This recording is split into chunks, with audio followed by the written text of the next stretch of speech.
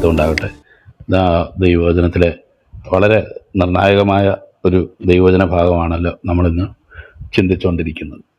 ലോകത്തിൽ നടന്നിട്ടുള്ളതിൽ വെച്ച് ഏറ്റവും പ്രാധാന്യമേറിയ, ഏറ്റവും പ്രധാനപ്പെട്ട ദൈവത്തിൻ്റെ പദ്ധതിയിൽ സകല ലോകത്തെയും തന്നോട് നിരപ്പിക്കുക, സ്വർഗത്തിലുള്ളതും ഭൂമിയിലുള്ളതും എല്ലാം തന്നോട് നിരപ്പിക്കുക എന്നിങ്ങനെ കാലസമ്പൂർണ്ണതയുടെ വ്യവസ്ഥയ്ക്കായിക്കൊണ്ട് ദൈവം നിർണയിച്ചതായിട്ടുള്ള ചില പ്രധാനപ്പെട്ട തീരുമാനങ്ങളാണ്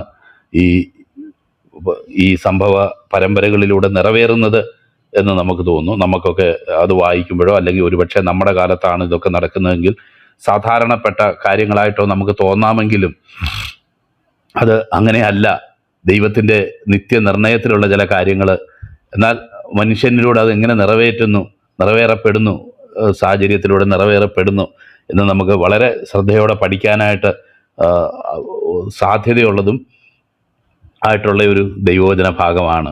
ഇതൊക്കെ പലതും നാച്ചുറലായിട്ട് നടക്കുന്നു, അവരുടെ അസൂയ കൊണ്ട് അവർ ചെയ്തു എന്നൊക്കെ നമ്മൾ പറയുമ്പോഴും ഇത് എത്രയോ നാൾ മുന്നേ പ്രവചിക്കപ്പെട്ടതും ദൈവത്തിൻ്റെ നിത്യ നിർണയത്തിൽ ഉണ്ടായിരുന്ന കാര്യങ്ങളാണ് ഇവിടെ നിറവേറപ്പെടുന്നത് എന്ന് നമുക്ക് കാണാനായിട്ട് കഴിയും.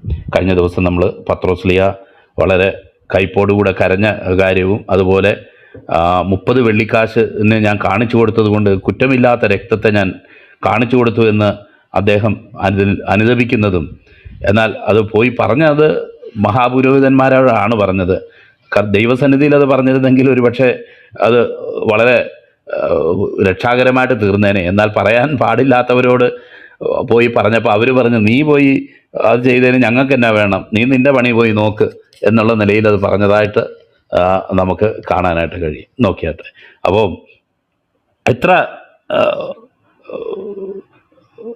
എത്ര നിസ്സാരമായിട്ടാണ് ഞങ്ങൾക്ക് ഞങ്ങളുടെ കാര്യം നടന്നു, യേശുവിനെ കിട്ടി, ഇനിയിപ്പോൾ നീ എന്തോ ആയാലും ഞങ്ങൾക്ക് ഒരു കാര്യവുമില്ല എന്നുള്ളൊരു നിലയിലുള്ള പ്രതികരണം മഹാപുരോഹിതന്മാരുടെ അല്ലെങ്കിൽ ആ ടെമ്പിൾ അതോറിറ്റീസിൻ്റെ ഒക്കെ ഭാഗത്തു നിന്നുണ്ടായി എന്നുള്ളത് നമുക്ക് കാണാനായിട്ട് കഴിയും. പുരോഹിതന്മാരുടെയും മൂപ്പന്മാരുടെയും അടുക്കൽ ചെന്നിട്ട് അപ്പം അതിനെ തുടർന്ന് ഉണ്ടാകുന്ന അവൻ കെട്ടിഞ്ഞാന്ന് ചത്തുകളഞ്ഞു എന്നുള്ളതും ശ്രീഭണ്ഡാരത്തിൽ ഇടുന്നത് വിഹിതമല്ല എന്ന് കൂടി ആലോചിച്ച് പരദേശികളെ കുഴിച്ചിടുവാനായിട്ടൊരു നിലം വാങ്ങി എന്നുള്ള കാര്യമാണ് നമ്മൾ കഴിഞ്ഞ ദിവസം ചിന്തിച്ചത്.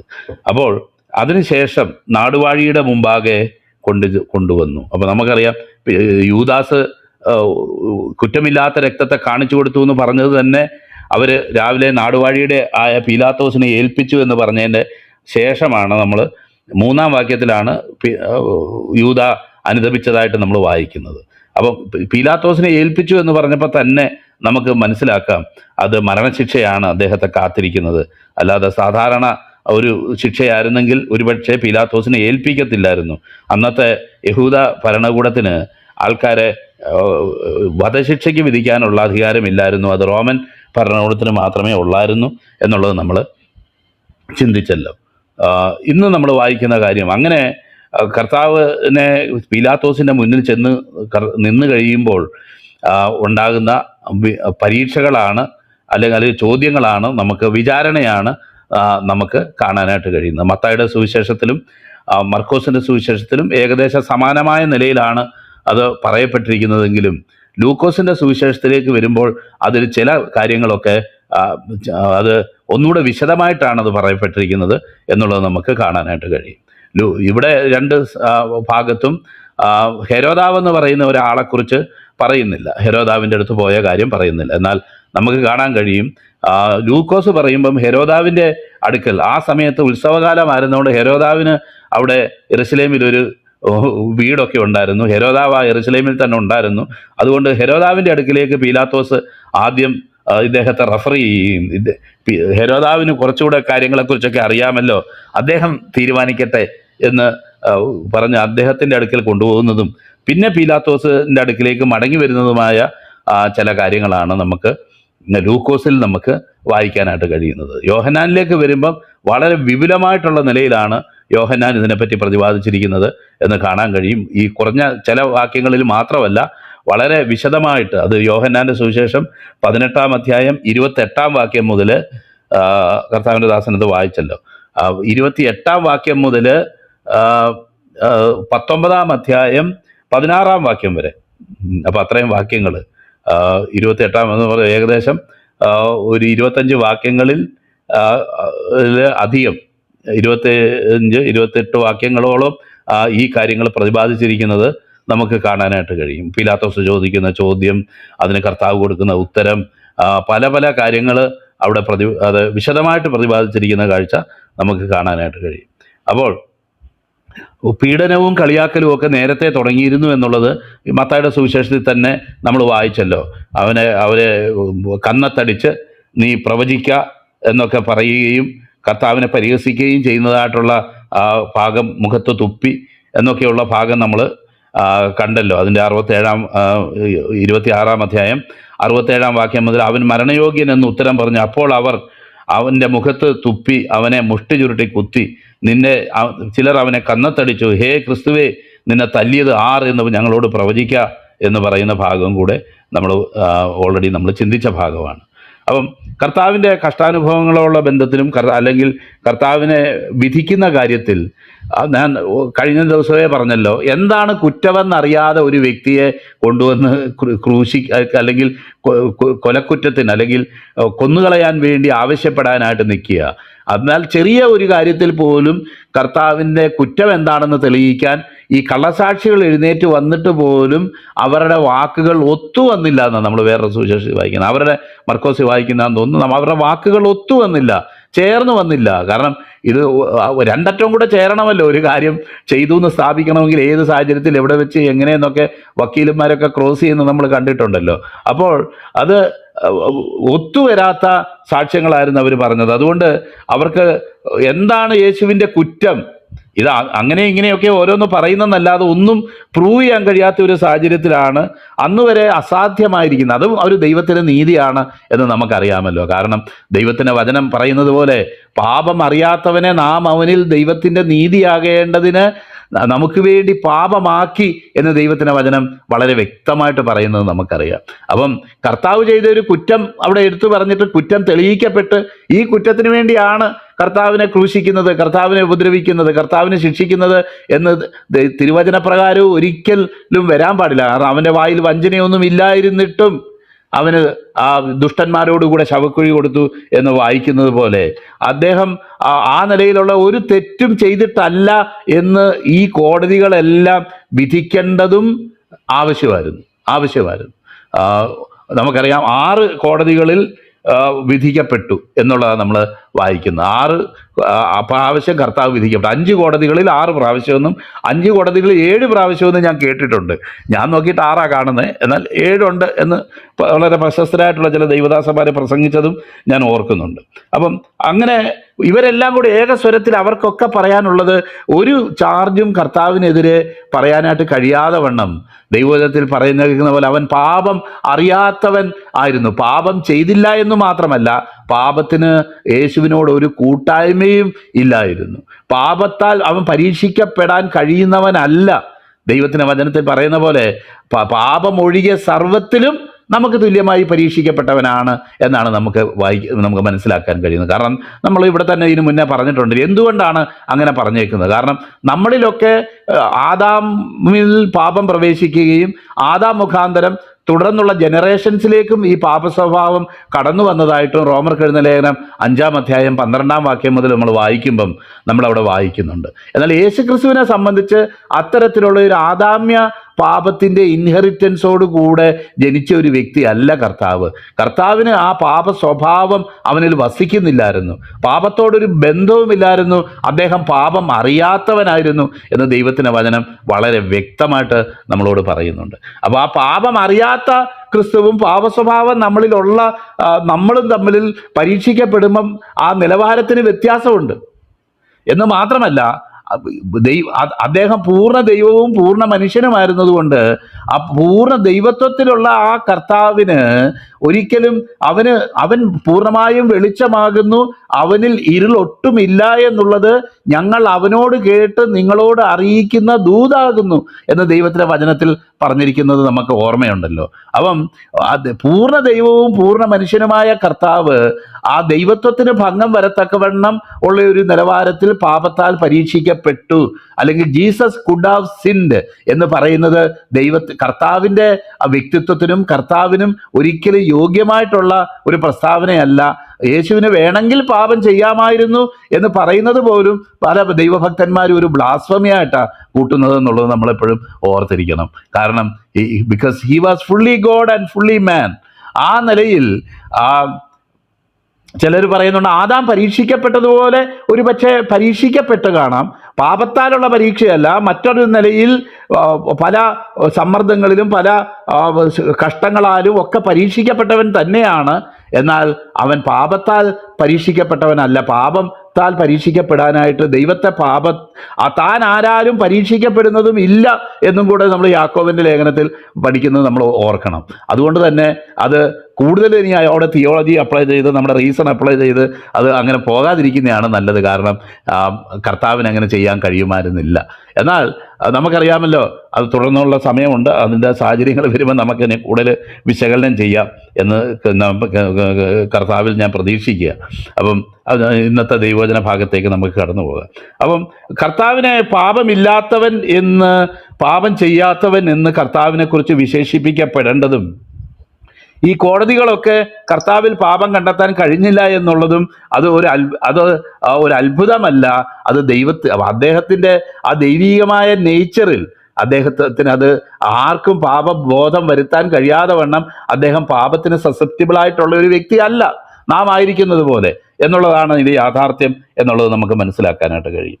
നോക്കിയാട്ടെ, അങ്ങനെ ആ നാടുവാഴിയുടെ മുമ്പാകെ നിന്ന് നീ യഹൂദന്മാരുടെ രാജാവോ എന്ന് നാടുവാഴി ചോദിച്ചു. നമുക്കറിയാമല്ലോ, മത്തായിയുടെ സുവിശേഷം നമ്മൾ വായിക്കുമ്പോൾ തന്നെ മത്തായിയുടെ സുവിശേഷത്തിലെ പ്രധാന പ്രതിപാദ്യം എന്താ? അത് ഇത് തന്നെയാ. ഈ യേശു യഹൂദന്മാരുടെ രാജാവ്, അല്ലെങ്കിൽ ഈ രാജാവായ അബ്രഹാമിൻ്റെ പുത്രനായ ദാവീദിൻ്റെ പുത്രനായ യേശുക്രിസ്തുവിൻ്റെ വംശാവലി എന്ന് പറയുന്നതാണല്ലോ ഈ സുവിശേഷം. അങ്ങനെയാണല്ലോ തുടങ്ങിയിരിക്കുന്നത് തന്നെ എന്ന് നമുക്ക് മനസ്സിലാക്കാനായിട്ട് കഴിയും. അതുകൊണ്ട് തന്നെ ഒരു കാര്യം വളരെ വ്യക്തമായിട്ട് പറയാം. ഈ ഇത്രയും നേരം ഈ 27 അധ്യായം മത്തായി എഴുതി വരുമ്പോഴും ഇവിടെ ആ മത്തായിയുടെ സുവിശേഷത്തിൻ്റെ തീമായിരിക്കുന്ന കാര്യമാണ് ഇവിടെ ചോദിക്കുന്നത്. നീ യഹൂദന്മാരുടെ രാജാവോ, നീ യഹൂദന്മാരുടെ രാജാവാണോ എന്ന് ചോദിക്കുമ്പോൾ വളരെ വ്യക്തമായിട്ട് കർത്താവ് പറയുന്നു, ഞാൻ ആകുന്നു എന്ന് പറയുന്നു. മാത്രമല്ല, യോഹന്നാൻ്റെ സുവിശേഷം വായിക്കുമ്പോൾ അതിനെക്കുറിച്ച് വിപുലീകരിക്കുന്നുണ്ട്. എൻ്റെ രാജ്യം ഐഹികമല്ല, അങ്ങനെയായിരുന്നെങ്കിൽ എൻ്റെ ചേവകർ പോരാടുമായിരുന്നു എന്നൊക്കെ പറയുന്ന ഭാഗവും നമുക്ക് ഓർമ്മയുണ്ടല്ലോ. അപ്പോൾ ഞാൻ യഹൂദന്മാരുടെ രാജാവ് തന്നെ, എന്താണ് അതുകൊണ്ട് ഉദ്ദേശിക്കുന്നത്? അതൊരു ലോകപ്രകാരമുള്ള ഒരു രാജ്യത്തെയോ രാജത്വത്തെക്കുറിച്ചോ അല്ലെങ്കിൽ അന്നേരം ഒരു വിപ്ലവം ഉണ്ടാകുമെന്നോ ഒന്നുമല്ല കർത്താവ് ഉദ്ദേശിക്കുന്നത്. മനുഷ്യൻ്റെ ഹൃദയത്തിൽ രാജാവായി വാഴുവാൻ, അല്ലെങ്കിൽ അവൻ്റെ പാപസംബന്ധമായി അവന് പാപത്തിൽ നിന്നുള്ള വിടുതൽ അവൻ്റെ ജീവിതത്തിൽ ഉണ്ടാകുകയും അവൻ ആ പാപനിമിത്തം ദൈവത്തോടുള്ള ആ വേർപാട് നീങ്ങി ദൈവത്തോട് ഐക്യപ്പെടുന്നതും, അങ്ങനെ അവൻ്റെ ഹൃദയത്തിൽ ഈ ദൈവരാജ്യത്തിൻ്റെ അനുഭവം ആരംഭിക്കുകയും തുടർന്നത് ബൃഹത്തായ നിലയിൽ വലിയ ഒരു അല്ലെങ്കിൽ ലോകം മുഴുവൻ വ്യാപിക്കുന്ന നിലയിലേക്ക് ഈ ദൈവരാജ്യത്തിൻ്റെ അനുഭവങ്ങൾ ആത്മീയമായിട്ടും അക്ഷരീയമായിട്ടും ആയിത്തീരുന്നതൊക്കെ ആണല്ലോ നമുക്ക് ഈ ദൈവരാജ്യത്തെ സംബന്ധിച്ച് നമ്മൾ ചിന്തിച്ചിട്ടുള്ള ചിന്തകൾ. ഇതിന് മുന്നേ തന്നെ നമ്മൾ ചിന്തിച്ചിട്ടുണ്ട്. അതുകൊണ്ട് ഇവിടെ അത് പ്രത്യേകിച്ച് പറയേണ്ട ആവശ്യമില്ലല്ലോ. യേശു നാടുവാഴിയുടെ മുമ്പാകെ നിന്ന് നീ യഹൂദന്മാരുടെ രാജാവോ എന്ന് നാടുവാഴി ചോദിച്ചതിന് ഞാൻ ആകുന്നു. അപ്പം നമുക്കറിയാം, ആ ചോദിക്കുന്നതിന് ഒരു കോൺട്രാസ്റ്റും കൂടെ അവിടെ ഉണ്ട്. ഇപ്പം രാജാവ് എങ്ങനെയാ നിൽക്കുന്നത്? രാജാവിൻ്റെ നിപ്പ് എങ്ങനെയാ? ആ പീഡനങ്ങളും തുപ്പലും പ്രയാസങ്ങളും ഒക്കെ ഏറ്റ് രാജാവെന്ന് പോയിട്ട് ഏറ്റവും അയോഗ്യനായ വ്യക്തിയെന്ന് പോലും മുഖത്ത് നോക്കിയാൽ പറയാൻ കഴിയാത്ത നിലയിൽ പരീക്ഷീണനായി അദ്ദേഹത്തെ പല നിലകളിൽ പീഡിപ്പിച്ച് അദ്ദേഹം അവിടെ നിൽക്കുന്ന ഒരു അനുഭവമാണ് നമുക്ക് കാണാൻ കഴിയുന്നത്. ഞാൻ ഈ ഫിലിമിൽ കണ്ടത് യാഥാർത്ഥ്യമാണെങ്കിൽ ഒരു കോലും കൂടെ കയ്യിൽ കൊടുത്തിട്ട് ഇങ്ങനെ ഒരു ബലഹീന മനുഷ്യനെ പോലെ നിൽക്കുന്ന യേശുവിനോടാ ചോദിക്കുന്നത്, നീ യഹൂദന്മാരുടെ രാജാവോ എന്ന്. എനിക്ക് ആ സീൻ ഒരിക്കലും ഞാൻ മറന്നു പോകത്തില്ല. അതുപോലെ എനിക്ക് ഹർട്ട് ചെയ്യുന്ന ഒരു കാര്യമാണ്. കാരണം സകലത്തിൻ്റെയും ലാക്കും കാരണഭൂതനുമായവൻ, സകലവും അവൻ മുഖാന്തരം സൃഷ്ടിക്കപ്പെട്ടു, സകലത്തിനും രാജാവും സകലത്തിനും അവകാശിയും, ദൃശ്യമായതാകട്ടെ അദൃശ്യമായതാകട്ടെ, ഇപ്പോഴുള്ളതാകട്ടെ വരുവാനുള്ളതാകട്ടെ, സിംഹാസനങ്ങളാകട്ടെ കർത്തൃത്വങ്ങളാകട്ടെ, സകലവും അവൻ മുഖാന്തരവും അവനായിട്ട് സൃഷ്ടിക്കപ്പെട്ടിരിക്കുന്നു എന്ന് പറഞ്ഞേക്കുന്ന ആ സൃഷ്ടിതാവായ കർത്താവായ യേശു ക്രിസ്തു, അവൻ മുഖാന്തരം സകലവും സൃഷ്ടിക്കപ്പെട്ട ആരെക്കുറിച്ച് പറയുന്നു? ആ വ്യക്തി ഇതാ കുറച്ച് മനുഷ്യ പുഴുക്കൾ നിന്നുകൊണ്ട് കളിയാക്കുക, മനുഷ്യ പുഴുക്കൾ നിന്നുകൊണ്ട് പരിഹസിക്കുക. നീ രാജാവാണോ? ഈ രാജാവാണോ എന്ന് ചോദിക്കുന്ന പുള്ളി തന്നെ എങ്ങനെയൊക്കെയോ രാജ്യത്തും എടുത്ത ഒരു പാർട്ടിയാണ്. നമുക്കറിയാമല്ലോ, കർത്താവിൻ്റെ ദാസൻ പറഞ്ഞ പോലെ തന്നെ വലിയ രാജസ്ഥാനത്തായിരിക്കുന്നത്, എന്നാൽ ഒരു തീരുമാനവും എടുക്കാൻ കഴിയാതെ ഇൻഡിസിസീവായിട്ട് ഉള്ളൊരു വ്യക്തിത്വമാണ് ഇദ്ദേഹം എന്ന് നമുക്ക് മനസ്സിലാക്കാനായിട്ട് കഴിയും. കാരണം ഈ യഹൂദന്മാരെ റോമാ സാമ്രാജ്യത്തിൽ ചേർത്ത് എനിക്ക് തോന്നുന്നത് ഈ BC 60 50 എങ്ങാണ്ടൊക്കെയാണ് പൂർണ്ണമായിട്ട് അവരിങ്ങനെ ചേർന്ന് വരുന്നത്. അല്ലെങ്കിൽ ചില ആൾക്കാരൊക്കെ പോയി അനുനയിപ്പിച്ച് അവരെ ഈ റോമൻ സാമ്രാജ്യത്തിൻ്റെ അധീശത്വം സ്വീകരിക്കാനായിട്ട് ഇടയായി തീർന്നതിനെ പറ്റിയൊക്കെ ഇങ്ങനെ ഞാൻ പറഞ്ഞു കേട്ടിട്ടുണ്ട്. I am not very sure about it. അത് അങ്ങനെ ഒരു സാഹചര്യത്തിലാണ് ഇവരെ അനുനയിപ്പിച്ച് ഈ കൂടെ കൊണ്ടുവരുന്നത്. കൂടെ കൊണ്ടുവന്ന് കഴിയുമ്പോൾ നമുക്കറിയാം അതിനുശേഷം ജൂലിയസ് സീസറിൻ്റെ ഭരണകാലമായിരുന്നു എന്നൊക്കെ ഉള്ളത് നമുക്ക് അറിയാമല്ലോ. അപ്പം നമ്മൾ വായിക്കുന്നത് ഇങ്ങനെ അനുനയിപ്പിച്ച് കൊണ്ടുവന്നെങ്കിലും ഈ യഹൂദന്മാരെ ഭരിക്കുക എന്ന് പറയുന്നത് ഈ കൂനിന്മേൽ കുരു എന്ന് പറയുന്ന പോലത്തെ അനുഭവമായി പോയി. കാരണം ഒന്നുകൊണ്ടും സാധാരണ ജനങ്ങളെയൊക്കെ ആശ്വസിപ്പിക്കുകയോ അല്ലെങ്കിൽ സാധാരണ ജനങ്ങളെയൊക്കെ ഭരിക്കുന്ന രീതി കൊണ്ടൊന്നും ഇവരെ ഭരിക്കാനായിട്ട് പറ്റുകയില്ല എന്നുള്ളത് അവിടെ നാടുവാഴികളായിട്ട് ഇരുന്ന പലർക്കും അറിയാവുന്ന ഒരു കാര്യമാണ്. നമുക്കറിയാം, നേരത്തെ യേശുവിൻ്റെ ജനനത്തിങ്കൽ ഹെരോദാവ് അവിടെ ഉണ്ടായിരുന്നു. തുടർന്ന് AD 26 മുതൽ 36 വരെയാണ് ഈ പറഞ്ഞ പീലാത്തോസ് അവിടെ ഭരിക്കാനായിട്ടിടയായത്. പീലാത്തോസ് റോമക്കാരനൊന്നുമല്ല, ചിലർ പറയുന്ന പോലെ സ്പാനിഷ് പശ്ചാത്തലത്തിൽ നിന്ന് വരുന്ന ഒരു വ്യക്തിയാണെന്നും അദ്ദേഹത്തിന് അവിടെ ആ നാടുവാഴി സ്ഥാനം കിട്ടാൻ തന്നെ ഇടയായതിൻ്റെ പിറകിൽ വലിയ ചരിത്രങ്ങളൊക്കെ ഉണ്ട്. അപ്പം അങ്ങനെ അവിടെ വന്ന് അത് ഈ പീലാത്തോസിൽ അർപ്പിതമായിരിക്കുന്ന പ്രശ്നം അല്ലെങ്കിൽ ഈ ഉത്തരവാദിത്വം എന്താ? ഇലയ്ക്കും മുള്ളിനും കേടില്ലാത്ത പോലെ ഭരിച്ചോണം. ഇവിടെ യഹൂദന്മാരെ അപ്രീതി ഉണ്ടാകാനും പാടില്ല, എന്നാലൊട്ട് അവരെ കയറഴിച്ച് വിടാനും പറ്റത്തില്ല, എന്നാലൊട്ട് റോമ ഇതിൻ്റെ അധീശത്വം അവർ സ്വീകരിക്കുകയും വേണം. അത് കൊണ്ട് തന്നെ ചില എക്സംഷൻസ് ഒക്കെ അവർക്ക് കൊടുത്തിരുന്നു, വിഗ്രഹങ്ങൾ വെക്കാതിരിക്കാൻ ഇതുപോലൊക്കെയുള്ള. അപ്പം പീലാത്തോസിൻ്റെ ഭരണകാലത്ത് തന്നെ ഇതുപോലൊരു അറ്റംപ്റ്റ് ഉണ്ടായി. ഈ പറഞ്ഞ ചില വിഗ്രഹങ്ങളൊക്കെ റോമൻ ദേവതകളുടെയും അതുപോലെ റോമക്കാർ ആരാധിച്ചിരുന്ന ചില ഇതൊക്കെ കൊണ്ടുവന്ന് യെരുശലേമിൽ സ്ഥാപിക്കാനായിട്ട് ഒരുങ്ങുകയും അതിനെതിരെ യഹൂദന്മാരെല്ലാം എതിർത്ത് നിൽക്കുകയും എല്ലാവരെയും കൊന്നുകളയാനായിട്ടൊക്കെ പീലാത്തോസ് ഓർഡർ ഇടുകയും, എന്നാൽ ഓർഡർ ഇട്ടപ്പോൾ ഇവരെല്ലാം കൂടെ കഴുത്ത് കാണിച്ചു കൊടുത്തെന്നാണ് പറഞ്ഞേക്കുന്നത്. കാരണം എന്നാൽ ഞങ്ങളെ കൊന്നാലും ഞങ്ങളിത് സമ്മതിക്കത്തില്ല എന്നുള്ള നിലയിൽ അവരെല്ലാം കൂടെ തടിച്ചുകൂടി എന്ന് ഉള്ളൊരു ചരിത്രമൊക്കെ ഞാൻ കേട്ടിട്ടുണ്ട്. അപ്പം ഇങ്ങനെയായിരുന്നു ഈ പീലാത്തോസ് ഇവരെ ഭരിച്ചു. എന്നാൽ അവരെ കൊന്നില്ല. അതുകൊണ്ട് കാരണം നമുക്കറിയാമല്ലോ, ഇവിടെ കലഹമുണ്ടായി എന്ന് റോമക്കാർ കേട്ടാൽ ആദ്യം ഉരുളുന്ന ഇത് പീലാത്തോസിൻ്റെ തലയായിരിക്കും, അല്ലെങ്കിൽ പീലാത്തോസിൻ്റെ സ്ഥാനമായിരിക്കും ഉരുണ്ടുപോകുന്നത്. കാരണം അദ്ദേഹത്തിന് അവിടെ അധികാരിയായിട്ട് നിൽക്കുകയും വേണം, എന്നാലൊട്ട് യഹൂദന്മാരെ പിണക്കാനും പറ്റത്തില്ല, എന്നാലൊട്ട് യഹൂദന്മാരുടെ ഇഷ്ടം പോലെ വിടാനും പറ്റത്തില്ല. ഇങ്ങനെയൊക്കെയുള്ള എന്താ നമ്മൾ പറയുന്ന ഒരു വേലിക്കലിരിക്കുന്നെന്നോ അങ്ങനെയൊക്കെ പറയുന്ന പോലെ അങ്ങോട്ടുമല്ല ഇങ്ങോട്ടുമല്ല എന്നുള്ളൊരു പൊസിഷനിലാണ്. കഴിച്ചിട്ട് ഇറക്കാനും വയ്യ, മധുരിച്ചിട്ട് തുപ്പാനും വയ്യ എന്ന് പറഞ്ഞ പോലെ ഉള്ളൊരു സാഹചര്യത്തിലാണ് പീലാത്തോസ് എന്നാര്. ഈ രാഷ്ട്രീയക്കാരുടെ ഒരു അനുഭവം നമുക്ക് അറിയാമല്ലോ. കാരണം നമുക്കറിയാം, നമ്മുടെ അടുത്ത് നിന്നുകൊണ്ട് ഒന്ന് പറയും, നമ്മളെ പുകഴ്ത്തി പറയും, അങ്ങോട്ട് മാറിയിട്ട് നമ്മളെ 2 തെറി പറഞ്ഞേച്ച് വേറെ ഒരു. കാരണം അവർക്ക് ആരോടും അങ്ങനെ സ്ഥായിയായിട്ടുള്ള സ്നേഹമില്ല, മറിച്ച് അവരുടെ സ്ഥാനം പോയി പോകാതെ ഈ സ്ഥാനത്തെ അവർക്ക് സൂക്ഷിക്കണം. ഇതാണ് സാധാരണപ്പെട്ട ഒരു രാഷ്ട്രീയക്കാരൻ്റെ അല്ലെങ്കിൽ അധികാരമോഹിയായിട്ടുള്ള വ്യക്തികളുടെ സ്ഥാനവും മാനവും പ്രതീക്ഷിക്കുന്ന ആൾക്കാരുടെയൊക്കെ സ്ഥായിയായ ഭാവം ഇതാണ് എന്ന് നമുക്ക് മനസ്സിലാക്കാം. അതുപോലുള്ള ഒരു വ്യക്തിയായിരുന്നു. ഗഡ്സ് ഇല്ലാഞ്ഞിട്ടൊന്നും അല്ല അദ്ദേഹത്തിന്, എന്നാൽ അദ്ദേഹത്തിന് തൊപ്പി സംരക്ഷിക്കണം, അദ്ദേഹത്തിൻ്റെ സ്ഥാനം സംരക്ഷിക്കണം, അത് വിട്ടുപോകാൻ പാടില്ല. ഇവിടുന്നുള്ള റിപ്പോർട്ട് അങ്ങ് റോമിൽ എത്താൻ പാടില്ല. എന്നാൽ നമുക്കറിയാം, തിബരിയാസ് കൈസർ ഭരിച്ചുകൊണ്ടിരുന്ന സമയത്താണ് ഇത് സംഭവിച്ചെങ്കിലും അതിനെ തുടർന്ന് കലിഗുള എന്ന് പറയുന്ന സീസർ വന്നു കഴിഞ്ഞപ്പം ഇദ്ദേഹത്തെ ആ സ്ഥാനത്ത് നിന്ന് മാറ്റി.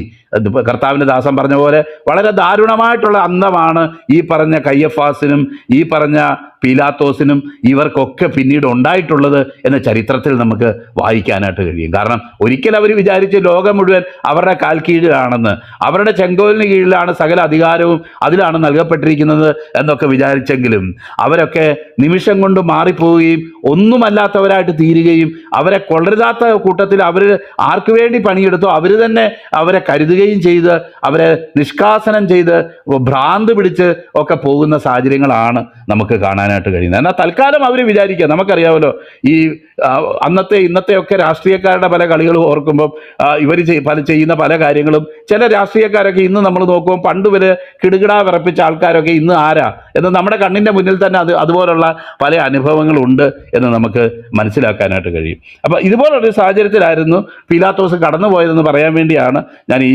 കാര്യങ്ങൾ പറഞ്ഞത്. എന്തായിരുന്നു അദ്ദേഹത്തിൻ്റെ ഈ ഇരുമനസ്സിനുള്ള കാരണം എന്ന് പറയുമ്പം സത്യമൊന്നും അല്ല ഇവിടെ പ്രധാനം, അല്ലെങ്കിൽ നീതി ഒന്നും അല്ല പ്രധാനം, അല്ലെങ്കിൽ ഈ പറയുന്ന പോലുള്ള നീതി ചെയ്തു എന്നും മറ്റുള്ളവരുടെ കണ്ണി പൊടിയിട്ടുകൊണ്ട് വരുത്തുകയും വേണം, എന്നാലൊട്ട് അവർക്ക് അവരുടെ തൊപ്പി, അവരുടെ സിംഹാസനം സംരക്ഷിക്കുകയും വേണം. ഇത്ര തത്രപ്പാടിൽ ഇങ്ങനെ അള്ളിപ്പിടിച്ചിരിക്കുന്ന ആൾക്കാരാണ് ഇവർ എന്നുള്ളത് കൊണ്ട് ഓരോ മനുഷ്യരെയും എങ്ങനെ ഡീൽ ചെയ്യണം, എങ്ങനെ ഒതുക്കണം, എങ്ങനെ അടക്കണം, ഇതൊക്കെയാണ് അവരുടെ പ്രധാനപ്പെട്ട ചിന്തകൾ എന്നുള്ളത് നമുക്ക് മനസ്സിലാക്കാം. അപ്പോൾ ഇതുപോലൊരു വ്യക്തി ആയിരുന്നു പീലാത്തോസ് എന്നും പീലാത്തോസിൻ്റെ മുന്നിലേക്കാണ് കൊണ്ടുപോകുന്നതെന്നും നമുക്ക് മനസ്സിലാക്കാം.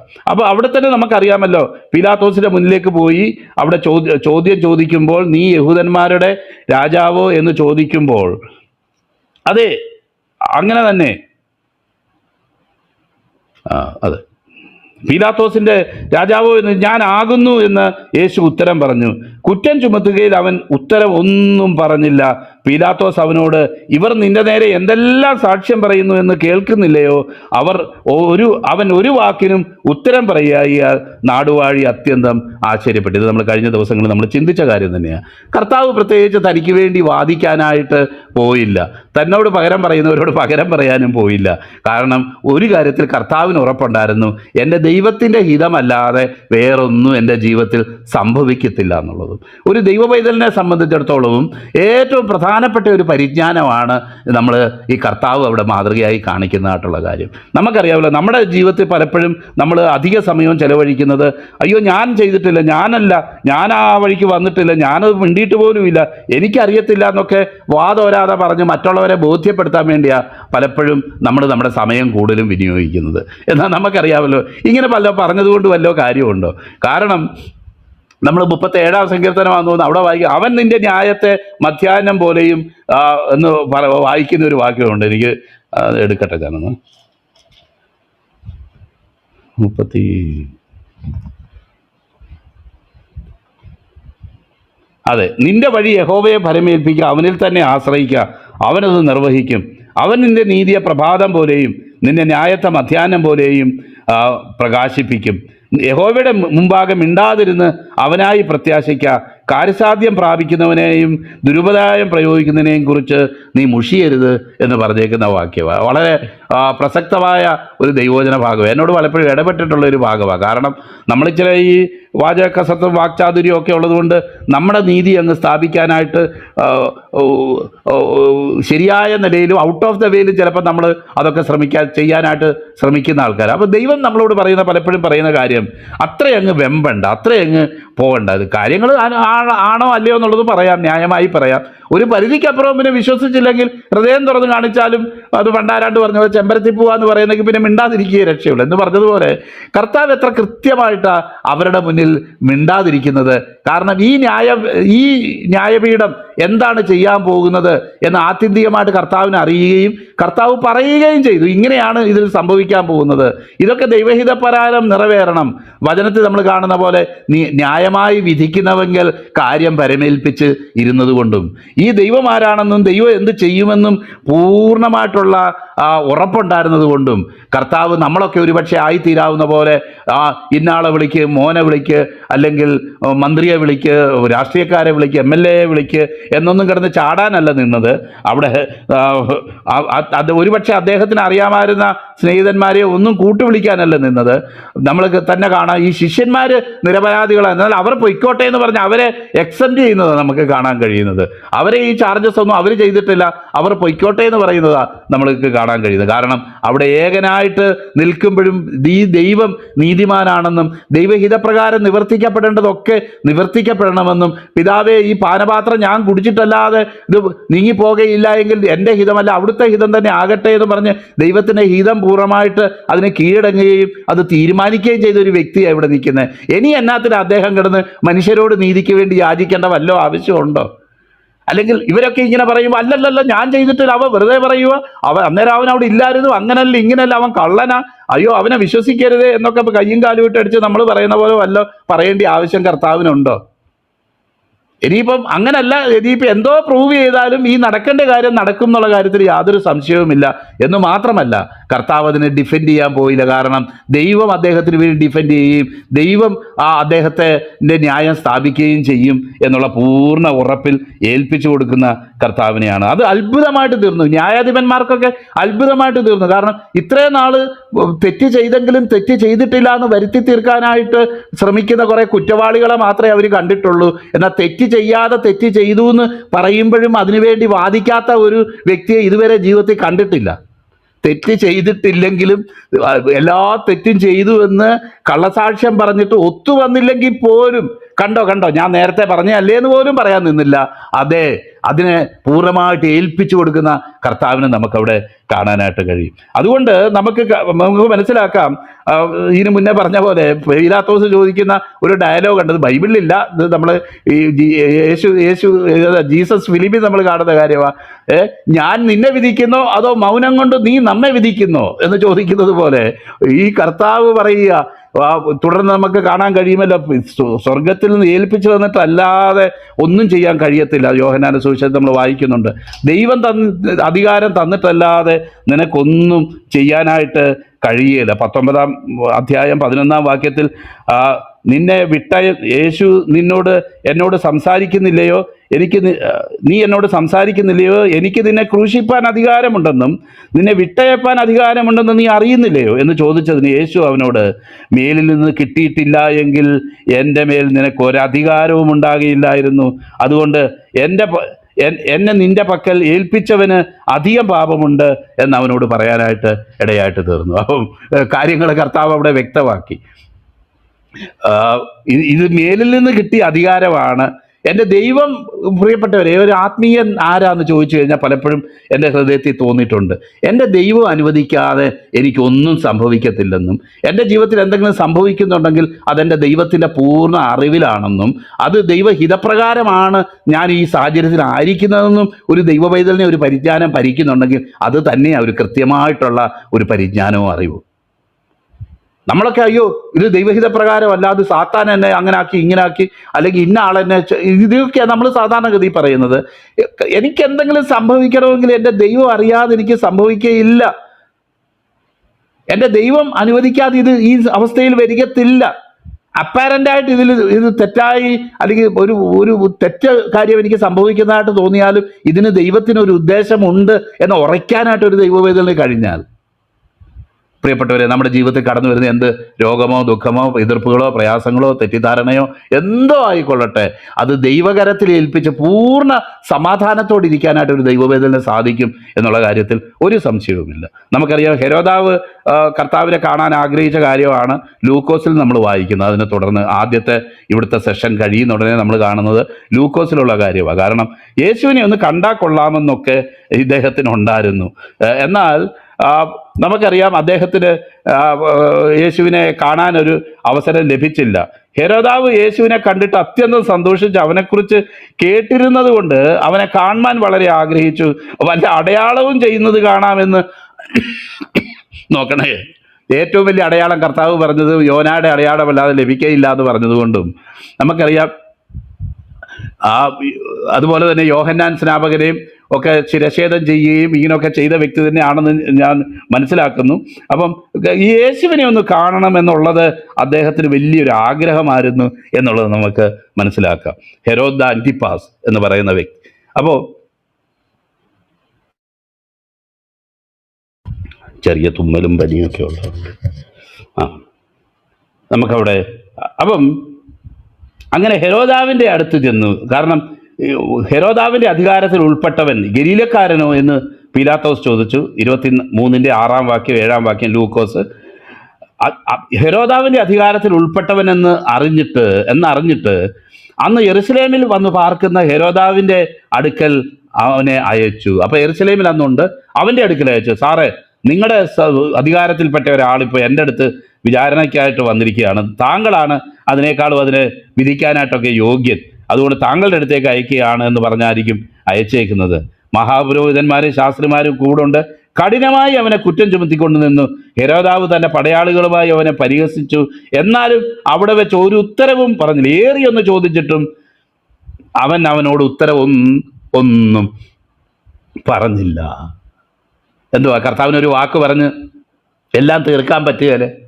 കർത്താവിൻ്റെ ആ ലോജിക്ക് പലപ്പോഴും ഞാൻ അത്ഭുതപ്പെട്ടിട്ടുണ്ട്. പലരെയും സ്തബ്ധരാക്കി കളഞ്ഞ, തന്നെ വാക്കിൽ കൊടുക്കാമെന്ന ശാസ്ത്രിമാരെ, പരീശന്മാരെ, അതുപോലെ സദൂക്യരെ ഒക്കെ മിണ്ടാതാക്കി കളഞ്ഞത് നമ്മൾ കഴിഞ്ഞ അധ്യായങ്ങളിൽ നമ്മൾ വായിച്ചിട്ടുള്ളതാണല്ലോ. അതുപോലെ കർത്താവ് ഒരു കാര്യം നീ പറഞ്ഞാൽ പോരെ, ഇവരൊക്കെ അങ്കലാപ്പിലാകുകയല്ലേ അവരൊക്കെ. എന്നാൽ കർത്താവ് അത് പറഞ്ഞില്ലേ? ഹെരോദാവിനോട് ഒന്നും പറഞ്ഞില്ല, ഡിഫെൻഡ് ചെയ്യാനായിട്ട് ഒന്നും ചെയ്തില്ല. കാരണം ദൈവകരങ്ങളിൽ നേരത്തെ പറഞ്ഞതുപോലെ പൂർണ്ണമായിട്ട് ഏൽപ്പിച്ച് ആ ദൈവഹിതമേ തനിക്ക് സംഭവിക്കൂ എന്ന് മനസ്സിലാക്കുകയും ആ ദൈവഹിതം നിറവേറേണ്ടത് തന്നെയാണ് എന്നുള്ള ഉറപ്പിലായിരുന്നു കർത്താവ് അവിടെ നിന്നിരുന്നത് എന്ന് നമുക്ക് മനസ്സിലാക്കാനായിട്ട് കഴിയും. നോക്കിയാട്ടെ, നമ്മൾ അങ്ങനെ എന്നാൽ അവിടെ ഒരു ഗുണം നടന്നു. അങ്ങനെ പീലാത്തോസിനെ നിസ്സാരനാക്കി ശുഭ്രവസ്ത്രം ധരിപ്പിച്ച് പീലാത്തോസിൻ്റെ അടുക്കൽ മടക്കി അയച്ചു. അന്ന് ഹെരോദാവും പീലാത്തോസും തമ്മിൽ സ്നേഹിതന്മാരായി തീർന്നു. മുമ്പേ അവർ തമ്മിൽ വൈരമായിരുന്നു. ഏതോ ഒരു വിഷയം നമുക്ക് ഓർമ്മയുണ്ടായിരുന്നു, മറന്നുപോയി. ആ കാര്യത്തിലായിരുന്നു ഇവർ തമ്മിൽ വൈരമായിട്ടിരിക്കുകയായിരുന്നു.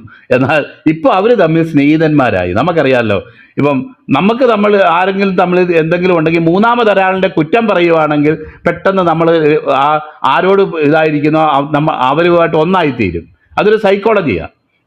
എന്ന് പറഞ്ഞതുപോലെ യേശുവിനെ സംബന്ധിച്ചുള്ള കാര്യം വിചാരണ ചെയ്യാനായിട്ട് ഹെരോദാവിന് തോന്നിക്കാണുമോ, എന്നെ ഇത്ര ബഹുമാനിച്ച് എൻ്റെ അടുത്തേക്ക് പറഞ്ഞു വിട്ടു, അതോടുകൂടെ അവരുടെ മനപ്രയാസമൊക്കെ തീർന്ന് അത്രയെങ്കിലും അവർക്കൊരു നന്മ തൽക്കാലത്തേക്ക് ഉണ്ടാകാനായിട്ട് ഇടയായി തീർന്നു എന്നുള്ളത് നമുക്ക് വായിക്കാനായിട്ട് കഴിയും.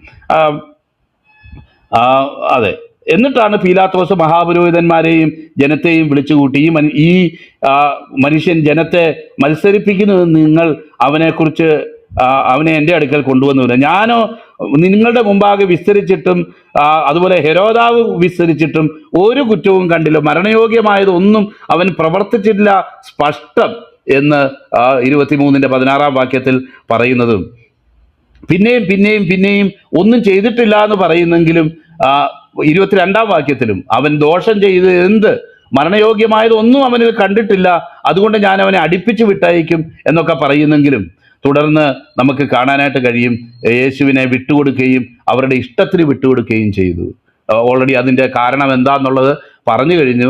ഈ യഹൂദന്മാരുടെ ഈ പ്രത്യേക സ്വഭാവ നിമിത്തം ഈ റിപ്പോർട്ട് അങ്ങ് ചെല്ലും. അബ്രഹാം പാസ്റ്റർ പറഞ്ഞതുപോലെ, യോഹന്നാന്റെ സുവിശേഷത്തിൽ വായിക്കുന്നത് പോലെ, നീ പിന്നെ കൈസറുടെ സ്നേഹിതനല്ല എന്ന് വരും എന്ന് പറഞ്ഞ് ബ്ലാക്ക്മെയിൽ ചെയ്യുന്ന അല്ലെങ്കിൽ ഭീഷണിപ്പെടുത്തുന്നതായിട്ടുള്ള ഒരു കാഴ്ചയും കൂടെ നമുക്ക് അവിടെ കാണാനായിട്ട് കഴിയും. യോഹന്നാന്റെ സുവിശേഷത്തിൽ വിശദമായിട്ട് പറഞ്ഞിട്ടുണ്ട്.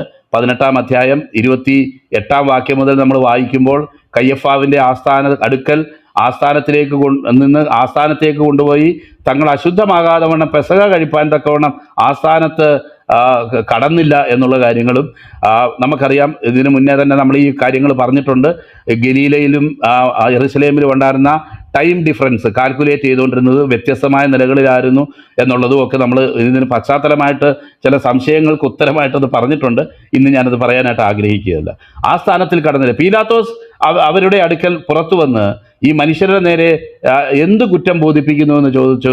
കുറ്റക്കാരനല്ലാഞ്ഞുവെങ്കിൽ ഞങ്ങൾ അവനെ നിന്റെ അടുക്കൽ ഏൽപ്പിക്കുകയില്ലായിരുന്നു എന്ന് പറഞ്ഞപ്പം പീലാത്തോസ് പറഞ്ഞു, നിങ്ങളുടെ ന്യായപ്രമാണ പ്രകാരം വിധിപ്പിന്. അപ്പോൾ അവരുടെ ഉത്തരം, മരണശിക്ഷയ്ക്കുള്ള അധികാരം ഞങ്ങൾക്കില്ലല്ലോ എന്ന് പറയുകയും എന്താണ് അവർ ഉദ്ദേശിക്കുന്നതെന്ന് വ്യക്തമാക്കുകയും ചെയ്യുന്ന കാഴ്ചയാണ് നമുക്ക് കാണാൻ കഴിയുന്നത്. നേരത്തെ പറഞ്ഞതുപോലെ കർത്താവ്, നീ യഹൂദന്മാരുടെ രാജാവോ എന്ന് ചോദിക്കുമ്പോൾ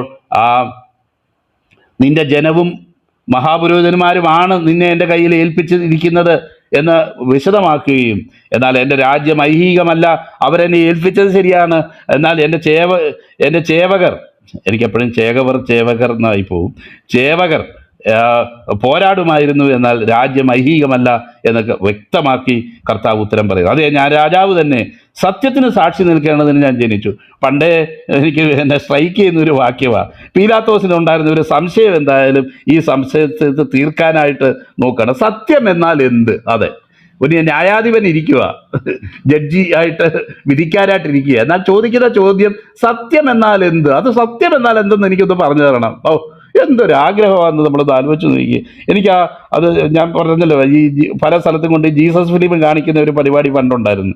അപ്പം അന്നേരം അദ്ദേഹം ചോദിക്കുന്ന ചോദ്യം സത്യം എന്നാൽ എന്ത് എന്ന് പറഞ്ഞ് പിന്നെയും യഹൂദന്മാരുടെ അടുക്കൽ പുറത്തു ചെന്ന് അവനോട്, അപ്പോൾ ഒരു പക്ഷേ അത് കളിയാക്കുന്ന നിലയിലായിരിക്കാം, എന്തോ ഒരു സത്യം, എന്ത് സത്യത്തിൻ്റെ കാര്യമാണ് ഇയാൾ ഈ പറയുന്നത് എന്നുള്ള നിലയിലും ആയിരിക്കാം ഒരുപക്ഷെ ചോദിച്ചത്, നമുക്കറിയത്തില്ല.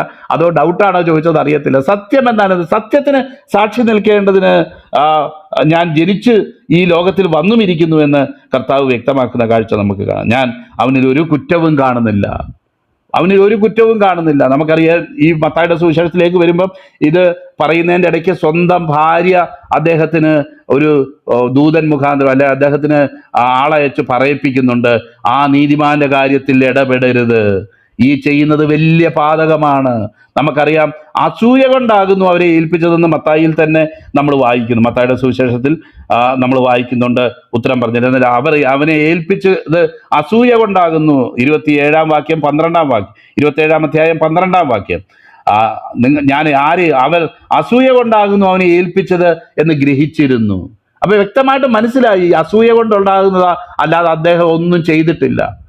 കാരണം ഈ യേശു ഈ ശുശ്രൂഷ ചെയ്യുമ്പോഴും സൗഖ്യമാക്കുമ്പോഴും അത്ഭുതങ്ങൾ ചെയ്യുമ്പോഴും ഒക്കെ ഈ പീലാത്തോസിന് അത് അറിയാമല്ലോ. അവിടെ തന്നെ താമസിക്കുന്ന ഒരു വ്യക്തിയാണല്ലോ പീലാത്തോസ്. അദ്ദേഹത്തിന് ഈ ആലയത്തോട് ചേർന്നും ചില താമസിക്കാനുള്ള സൗകര്യങ്ങൾ ഉണ്ടായിരുന്നു. അതുപോലെ നമ്മൾ പറയുന്ന പോലെ കൈസരിയ എന്ന് പറയുന്ന സ്ഥലത്താണ് അദ്ദേഹം താമസിച്ചുകൊണ്ടിരുന്നത്. അതിൻ്റെ സീഷോറിൽ തന്നെ അദ്ദേഹത്തിന് വലിയ രമ്യമായ ഒരു കെട്ടിടമൊക്കെ ഉണ്ടായിരുന്നു എന്നുള്ളതൊക്കെ നമുക്കറിയാവുന്ന കാര്യങ്ങളാണല്ലോ. അപ്പം അവിടെ ചോദിക്കുന്നത് അവിടെ അവൻ മനസ്സിലാക്കിയത് അസൂയ കൊണ്ടാകുന്നു ഈ ചെയ്തത്. ഗുട്ടൻസ് ഒക്കെ പീലാത്തോസിന് മനസ്സിലായി, യഹൂദന്മാരുടെ സ്വഭാവം പണ്ടേ ഇതാ. അല്ലെങ്കിലും ഈ നമുക്കറിയാമല്ലോ, ഈ അസൂയയും കുശുമ്പും ഒക്കെ കൂടുതൽ ആർക്കാ? യഥാർത്ഥത്തിൽ ദൈവവുമായിട്ട് ബന്ധത്തിൽ നിൽക്കുകയും അവനവൻ തന്നെത്താൻ വിധിക്കുകയും ചെയ്യുന്നവർക്ക് അതില്ല. എന്നാൽ ഇതിനെ ഒരു മതമായിട്ട് കാണുകയും മതത്തിന്റെ ചട്ടക്കൂടായിട്ട് കാണുകയും ഒക്കെ ചെയ്യുന്ന റിലീജിയസ് എന്ന് പറയുന്ന ആൾക്കാർക്ക് ഈ അസൂയയും കുശുമ്പും കുന്നായ്മയും ഒക്കെ ഇച്ചിരി കൂടുതൽ.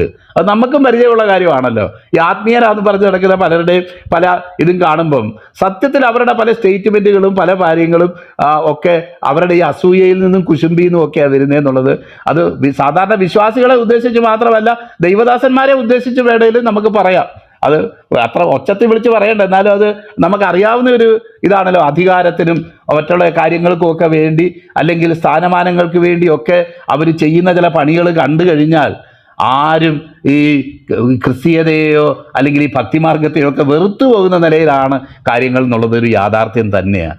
കാരണം ഇങ്ങനെ പറയുന്നവർക്ക് നമുക്കറിയാമല്ലോ, ക്രിസ്തുവിൽ ആശ്രയിക്കുന്ന ഇതൊക്കെ ചെയ്യുമ്പം ശത്രു അവരുടെ ജീവിതത്തിൽ അവർക്ക് തിരിച്ചറിയാൻ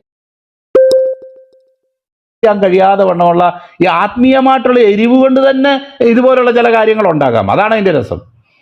വേറെ ഒന്നും വേണ്ട, ആത്മീയമായിട്ടുള്ള എരിവ് കൊണ്ട് തന്നെ ചില ആൾക്കാർക്ക് ആത്മീയമായ ചില അസൂയയും പ്രയാസങ്ങളും ഒക്കെ ഉണ്ടാകാം.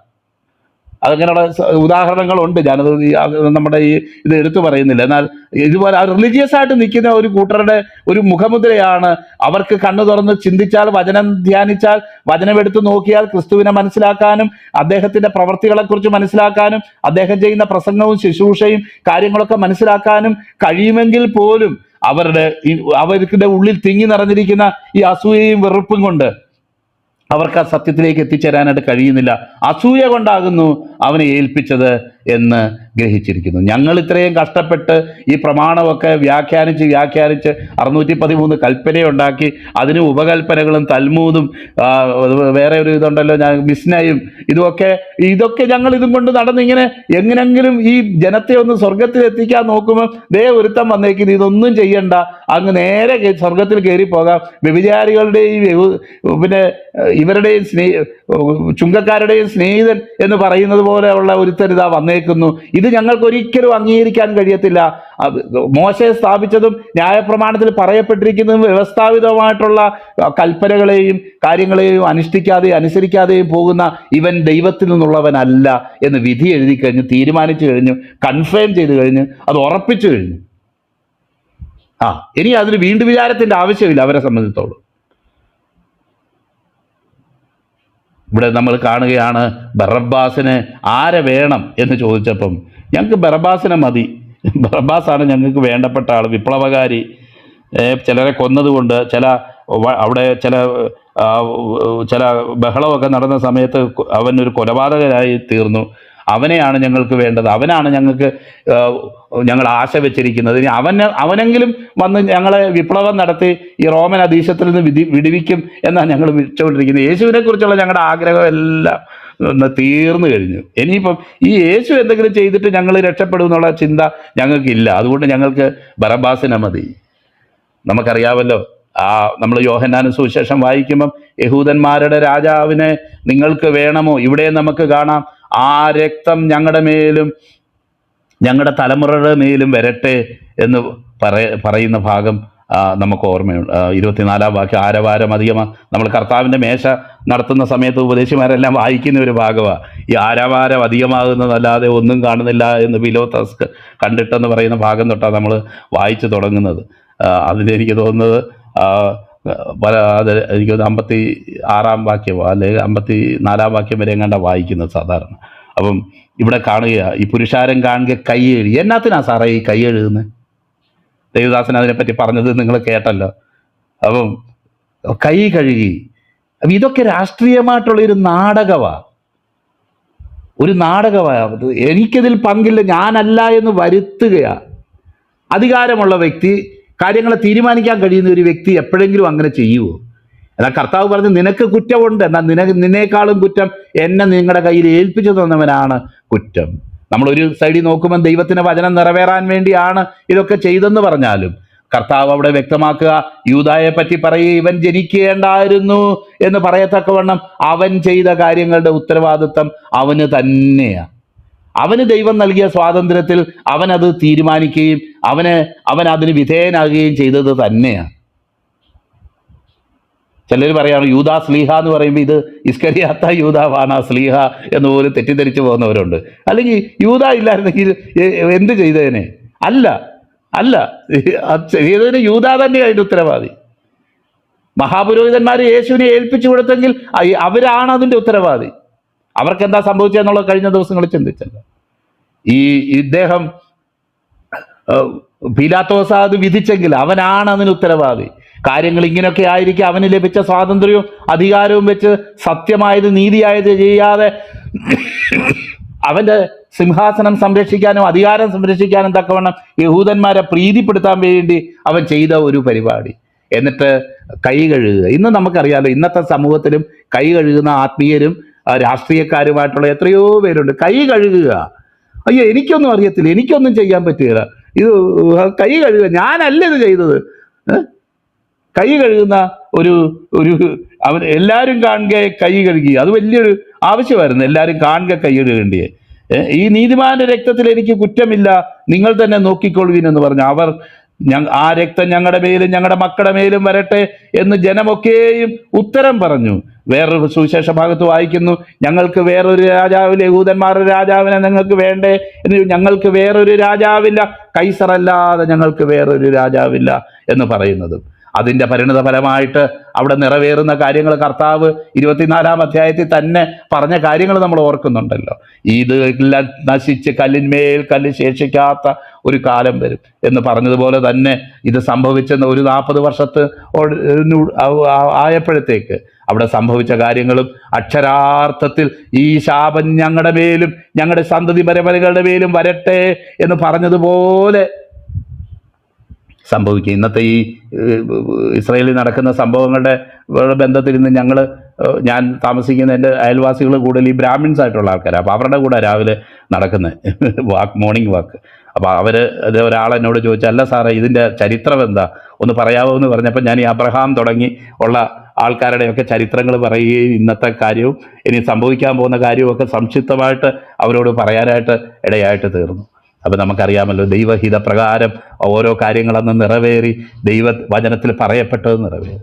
ഇനിയും അതിൻ്റെ വിപുലമായിട്ടുള്ള ഒരു നിറവേറൽ നടക്കാനായിട്ടിരിക്കുന്നു എന്നുള്ളത് അറിഞ്ഞുകൊണ്ട്, ദൈവവചനത്തിൽ പറയപ്പെട്ടിരിക്കുന്ന ഓരോ കാര്യങ്ങളും നിറവേറിക്കൊണ്ടിരിക്കുന്നു എന്ന് മനസ്സിലാക്കിക്കൊണ്ട്, ദൈവവചനത്തിലും ആ ദൈവം നമുക്ക് വേണ്ടി ഒരുക്കിയ നിത്യരക്ഷയിലും നമുക്ക് ആയിത്തീരാം. ആ കർത്താവിൽ അതിനു വേണ്ടി ആശ്രയിക്കാം.